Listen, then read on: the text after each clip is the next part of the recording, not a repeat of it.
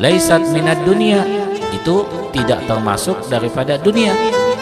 Kalladzi la budda minhu, seperti yang tidak, sesuatu yang pasti, minhu artinya tidak bisa lepas daripadanya, ya. Rasulullah Shallallahu Alaihi Wasallam, beliau pernah mengucapkan satu hadis, satu kalimat, yang kalimat ini adalah sesuatu yang mana membuat kita ini membuka pikiran kita bahwa akhirat itu bukan seperti apa yang kita bayangkan, bahwa kalau kita berada di dunia ini adalah dunia yang mana tidak bisa membawa kepada akhirat kita.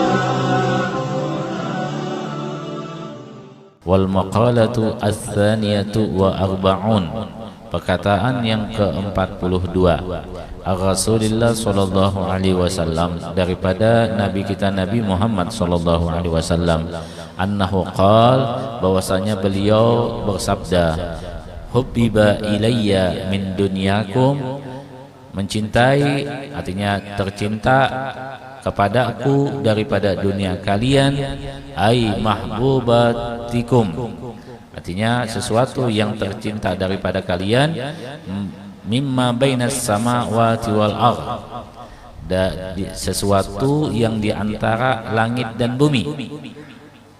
Apa itu? Salasun, yaitu ada 3. Yang pertama, at-thayyibu, adalah berminyak wangi, wan nisa'u, dan wanita, wa ju'ilat qurratu aini bis salati, dan dijadikan penyujuk mataku itu ada di dalam salat. Wa hadhil khisal, ini adalah perkara-perkara allati waqa'at li Rasulillah sallallahu alaihi wasallam, yang mana terjadi bagi baginda Nabi kita Nabi Muhammad sallallahu alaihi wasallam. Laisat minad dunia, itu tidak termasuk daripada dunia. Fi syai'in, pada sesuatu, li'anna kullu ma, karena bahwasanya setiap makana yang mana adalah lillahi ta'ala, karena Allah ta'ala, laisa minad dunya, itu bukan termasuk daripada kategori duniawi. Kalladzi la budda minhu, seperti yang tidak, sesuatu yang pasti, minhu artinya tidak bisa lepas daripadanya, ya. Minal quti, contohnya seperti makanan, wal maskan, seperti rumah, wal malbas, seperti pakaian, kama qalahu asy-syaikhu Khalilur Rasyidi, sebagaimana yang dikatakan oleh Syekh Khalil Ar-Rasyidi, bil majalisil ra'iqah, ya, bil majalisi ra'ifah, sesuai apa di dalam kitab Majelis Ra'ifah, ya. Nah, di sini Bapak Ibu hadirin dan hadirat yang dimuliakan oleh Allah Subhanahu wa taala, Rasulullah sallallahu alaihi wasallam, beliau pernah mengucapkan satu hadis, satu kalimat, yang kalimat ini adalah sesuatu yang mana membuat kita ini membuka pikiran kita bahwa akhirat itu bukan seperti apa yang kita bayangkan, bahwa kalau kita berada di dunia ini adalah dunia yang mana tidak bisa membawa kepada akhirat kita, yang mana pikiran kita itu bahwa dunia ini adalah dunia yang akan menjerumuskan kita kepada sesuatu yang tidak baik. Itu pikiran awam kita ini. Tapi Rasulullah Shallallahu Alaihi Wasallam beliau menggambarkan kepada kita bahwa ada sesuatu yang mana di situ bisa membawa kita kepada akhirat, membawa kita kepada jalan yang di situ ada ridhonya Allah. Dibawa kita untuk berpikir bahwa setiap apa yang kita lakukan di dunia ini bisa sesuatu itu menyampaikan kepada Allah Subhanahu wa taala. Sebagaimana Nabi kita Muhammad sallallahu alaihi wasallam mengatakan, ad-dunya mazra'atul akhirah. Dunia ini adalah sebagai diperumpamakan oleh baginda Nabi adalah sebagai tanah yang mana tanah itu akan menumbuhkan akan tanaman, akan menumbuhkan akan tumbuhan, maka tumbuhan itu akan kita panen, ya, akan kita panen, dan panen itu adalah di akhirat. Jadi kalau Nabi memperumpamakan, memisalkan, mentamsilkan dunia ini sebagai mazra'ah, sebagai kebun, sebagai tempat bercocok tanaman, maka itu adalah sesuatu yang harus ada kita di situ. Ya, jadi harus kita, jangan kita mengatakan saya tidak suka dunia, saya tidak mau dunia. Bukan itu. Dunia adalah sesuatu yang mana harus kita miliki. Artinya kita miliki dalam artian kita ini jangan kalah kalau dari ekonomi kita harus lebih daripada yang lain. Kalau daripada kepintaran kita harus ada kepintaran kita. Harus ada yang mana hebat daripada ilmu kedokteran, harus ada hebat daripada ilmu keamanan, harus ada hebat daripada ilmu semuanya yang membawa di situ jalan menuju Allah, maka disitulah ada ridhonya Allah Subhanahu wa taala.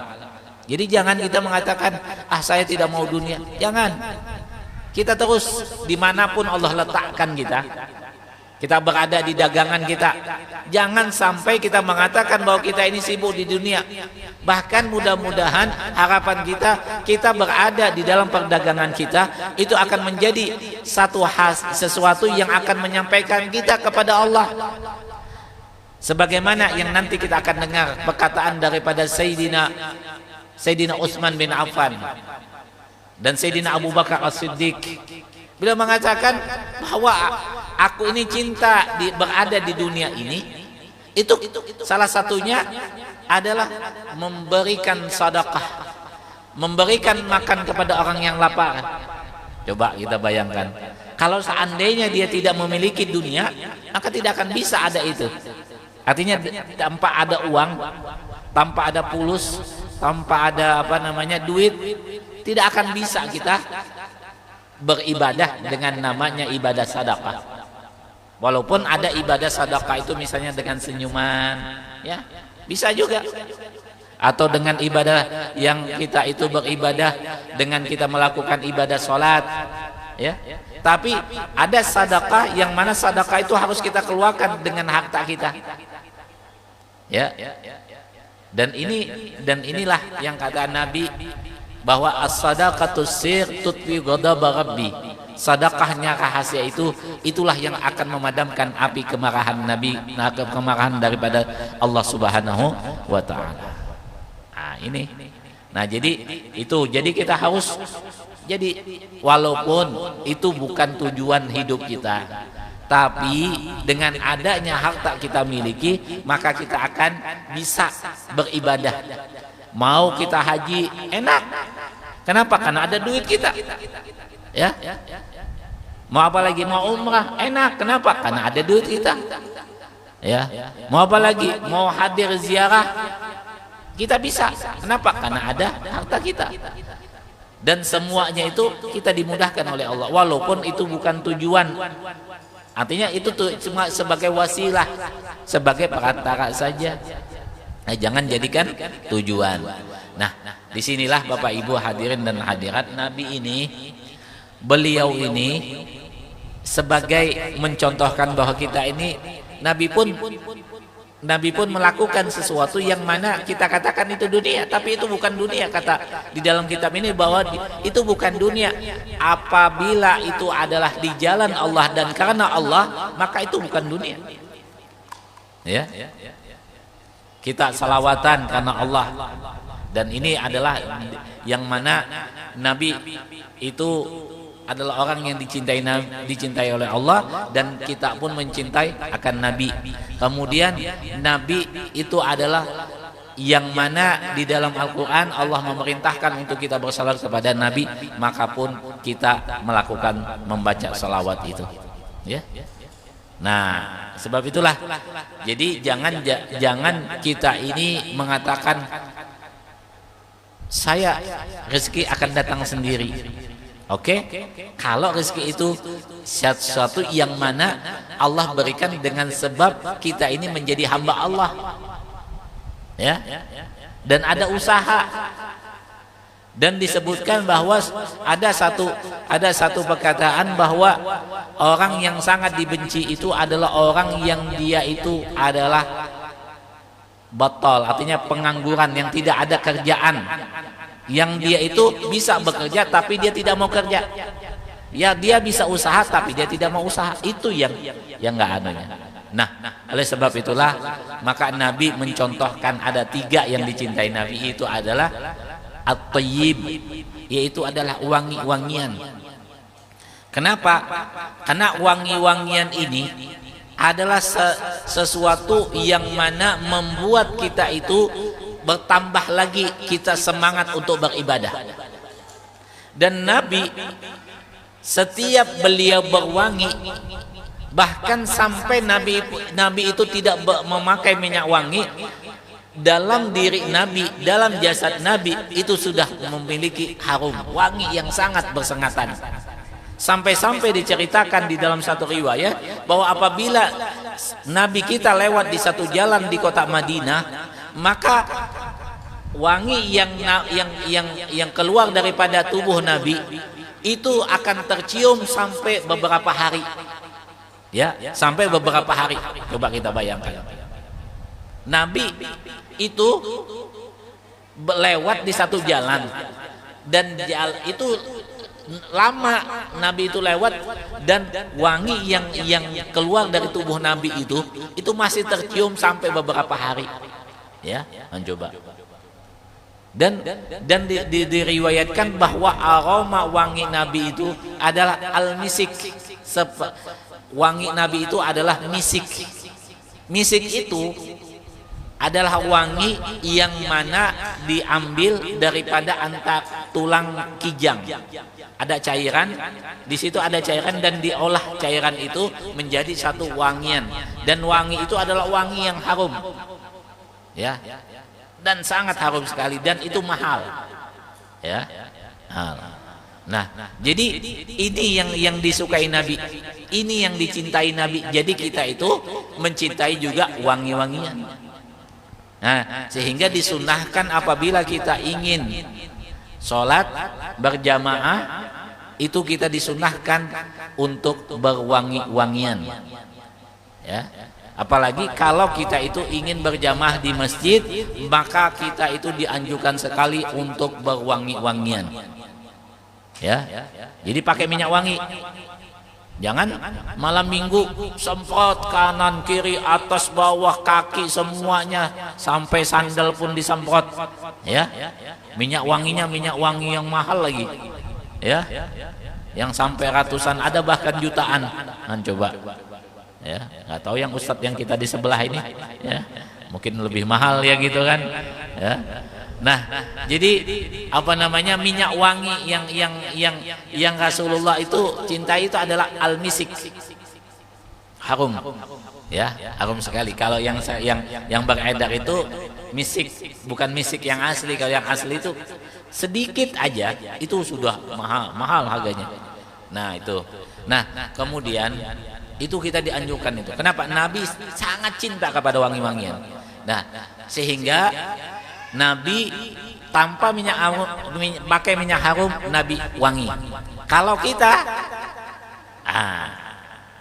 jangan sampai kita, ya, jangan sampai kita apa namanya, jangan sampai kita itu tidak memakai sesuatu yang bisa membuat, artinya kita memakai yang bisa menghilangkan lah yang tidak sedap di hidung kita.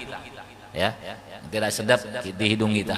Nah, sehingga kita dianjurkan itu minyak wangi, dan dimakruhkan sekali kita memakan makanan yang mana membuat badan kita ini bau, aroma yang tidak sedap. Ya, contohnya misalnya bawang mentah. Misalnya kita silaturahmi sama Pak Haji Ahmad Ramadan di pasar. Abahnya Ijai misalnya, Pak Haji, saya mau minyak makan bawang. Ini belum masak, nggak apa-apa dimakan. Ini makruh. Kenapa? Karena akan mengeluarkan aroma mulut yang tidak sedap. Ya, bawang mentah mengeluarkan aroma yang tidak sedap. Dan juga yang lain-lainnya. Itu contohnya saja. Nah, jadi sebab itulah para ulama kita selain pakai minyak wangi, ada namanya al-bukhur. Bukhur ini adalah sesuatu benda yang dibakar yang sehingga timbullah dari asap itu wangi-wangian. Ya.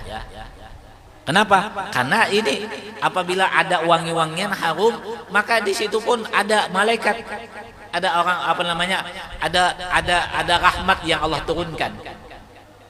Ya. Coba kita beda. Kalau kita ibadah dengan minyak wangi, ya, kemudian kita melakukan salawat, kita baca salawat, itu sejuk sekali, syahdu sekali. Ya.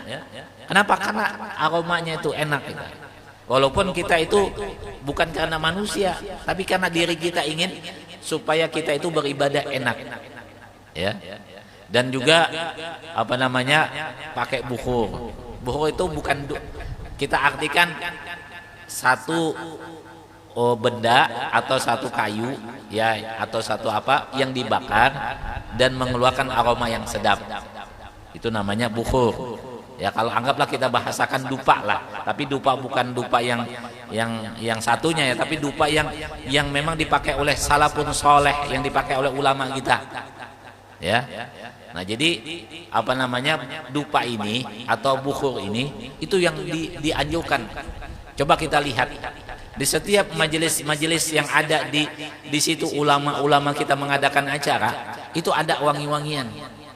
Apakah minyak wangi yang dibagi atau ada asap yang keluar yang menimbulkan aroma yang harum. Dan kayu yang bagus sekali dibakar yang mengeluarkan atau menghasilkan aroma yang baik itu adalah kayu gahru. Kayu gahru itu adalah asalnya daripada tanah kita ini, tanah Kalimantan. Yang sangat bagus sekali. Kenapa? Karena ada getah yang keluar daripada kayu itu, apabila dibakar maka akan menimbulkan aroma yang sedap sekali. Dan itu nilainya sangat mahal sekali. Ya, satu ini aja bisa ratusan ribu. Coba. Ya. Nah, disinilah jadi kalau bisa ada waktu yang memang kita khusus, yang kita duduk sendirian, kita pakai minyak wangi, kemudian kita baca salawat kah, atau kita baca apakah, kita antara kita sama Allah itu ada waktu khusus. Coba kita satu saat kita luangkan waktu, karena sudah sering kita bersama manusia. Anggaplah kita dalam beberapa minggu atau dalam beberapa hari ada satu waktu sejam kah atau setengah jam kah antara kita sama Allah. Nikmat sekali kita rasakan. Tidak ada saat yang indah kecuali kita antara kita dengan Allah Ta'ala. Nikmat sekali. Ya. Nah, itulah namanya Nabi itu yatahannas. Yatahannas itu adalah bersepi-sepi daripada orang banyak. Jadi beliau duduk di satu tempat yang sepi, beribadah di situ. Ya. Itu minyak wangi. Yang kedua adalah beliau sangat, ya, istri beliau ya sangat mencintai. Nah, oleh sebab itu Nabi mengatakan an-nikahu sunnati, bahwa nikah itu sunnatku, kata Rasulullah. Waman ragibaan. Jadi waman ragibaan, kalau an ada ragibaan berarti benci, tidak senang, tidak suka daripada sunnahku, falaisa minni, maka dia tidak termasuk kesempurnaan daripada umat Nabi Muhammad sallallahu alaihi wasallam. Ya. Nah, jadi sunnah Rasulullah. Jadi kita nikah, ya. Jadi sunnah Rasulullah kita nikah. Dan yang terakhir, bahwa Nabi itu sangat suka sekali berada di dalam ibadah namanya sholat. Dan bahkan Nabi itu banyak waktunya di dalam sholat beliau itu membaca Al-Quran. Saking asiknya beliau, pernah disebutkan sampai cedera kaki beliau. Saking asiknya beliau beribadah sholat sampai cedera kaki beliau. Kenapa? Karena disitulah kenikmatan yang Allah berikan di dalam sholat itu yang beliau rasakan. Sampai pernah satu saat ada sahabat yang kena panah, ya, dan panah ini itu sampai tembus, anak panah ini sampai tembus. Maka sahabat ini kalau dalam keadaan yang sadar ini dicabut, itu akan sangat menyakitkan sekali. Maka sahabat yang akan dicabut ini mengatakan, tunggu, saya berwudu dulu, saya akan sholat, dan nanti ketika saya sholat cabut saja. Maka pada saat itu sahabat pun melaksanakan ibadah sholat, dan waktu itu sahabat yang lain mencabut anak panah yang tadi tembus, apakah di kaki, rasanya di kaki atau di tangan, dicabut, dan itu tidak terasa dan tidak terkeluar sedikit pun suara.